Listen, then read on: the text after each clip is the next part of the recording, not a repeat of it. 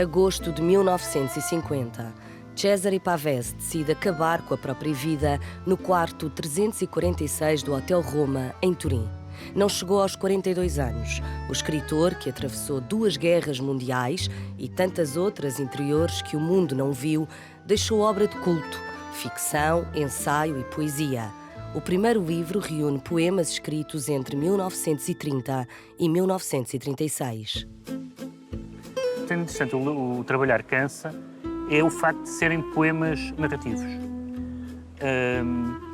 que não era, evidentemente, o tipo de poesia que se estava a fazer em Itália naquela altura. Isso é muito interessante do ponto de vista da história da literatura. O que ele está a fazer são poemas-conto, quase, com personagens, num ou noutro momento com diálogos.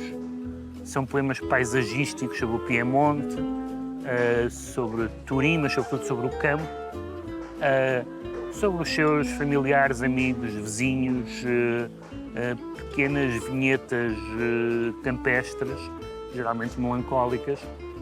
E isso é diferente. Mais do que ser um grande livro na história da poesia italiana, é um livro importante, é um livro muito significativo porque mostra, e ele aliás teoriza sobre isso, e nesta edição portuguesa há esse texto no pós-fácil, onde ele fala da necessidade que sentiu de criar uma poesia objetiva, imediata.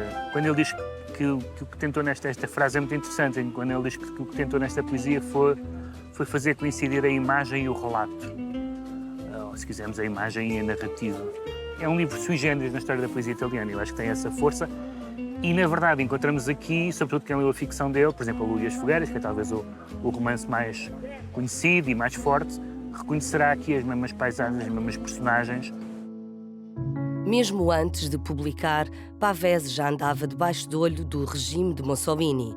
Traduziu vários americanos, como Melville, Dickens e Joyce, deu-se com judeus e amigos antifascistas. É no degredo, em Brancaleone, que sabe do golpe da censura à obra Trabalhar Cansa. Nesta edição portuguesa, 87 anos depois, estão os 4 poemas censurados na primeira edição e os que foram acrescentados pelo autor na segunda, em 1943. Estava ligado aos meios antifascistas italianos, alguns de seus amigos eram militantes e foram inclusivamente presos e mortos. E depois foi inscrever-se no Partido Comunista e teve uma militância política curta, porque ele morreu em 50. Mas, ao mesmo tempo, o que caracteriza a obra do Pavese e a personalidade dele é uma obsessão pelos assuntos privados, pelas relações pessoais, pelas relações amorosas, pela ideia de nostalgia, ou então, quando são questões mais públicas, são também ideias, digamos assim, pouco marxistas, digamos assim. Ele tinha um enorme fascínio pelo mito. Há um livro traduzido em português chamado Diálogos com Leucó, que é exatamente sobre isso. E, portanto, há uma discrepância interessante entre aquilo que ele era como pessoa e os posicionamentos políticos que teve, e isso sempre gerou um pouco de perplexidade. E, de facto, é um autor que foi muito marcante numa geração e é um escritor, ao mesmo tempo, estranho à sua geração.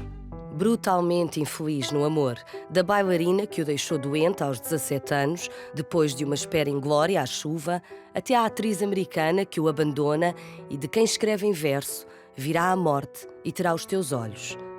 Na escrita, mais de uma dezena de livros, até ao Ofício de Viver, diário publicado postumamente, as mulheres não são bem tratadas. A relação com as mulheres sempre foi o ponto mais controverso da obra do Pavese, uma espécie de dialética entre a idealização e o rebaixamento, não é? Ele teve uma vida amorosa e vulgarmente infeliz. Ele próprio fala da sua misoginia, por exemplo, que é uma expressão que as pessoas não costumam usar em causa própria. Há claramente um sentido de não ser amado, que está em alguns textos e que, em alguns deles, é resolvido de uma forma lírica, digamos assim, e em outros de uma forma amarga. No Diário, por exemplo, há passagens que, sendo muito boas literariamente, são muito incomodativas de uma adoração pelas mulheres que descamba em ódio às mulheres. Enfim, ódio talvez seja um pouco forte, mas hostilidade, amargura. E, portanto, o que é curioso é que ele estava consciente disso. Talvez por isso, ou por não ter deixado de ser jovem, o escritor também se destaca, na opinião de Pedro Mexia, pelo jeito como escreve um universo de rapazes. Os textos dele em que ele fala de grupos de amigos a sair à noite, a deambular pelo campo, a discutir política ou mulheres, ou seja o que for, são das passagens mais fortes da obra dele. Ele tinha uma grande sensação, como eu acho que se calhar a maioria das pessoas só tem na adolescência ou na juventude, dos rapazes a estarem uns com os outros e a falarem uns com os outros com uma grande liberdade e picardias e tudo isso. Acho que existe uma espécie de escrita de juventude e de juventude fora da época, digamos assim, que atrai as pessoas para o Pavese, e há um estilo pavesiano. Isso com certeza que há, é quase uma espécie de prova cega se detectável que é um livro do Pavese, mas ele ocupou um lugar que é um lugar dele e que não se compara verdadeiramente com nenhum outro, que é também uma das coisas que marcam o percurso de um escritor.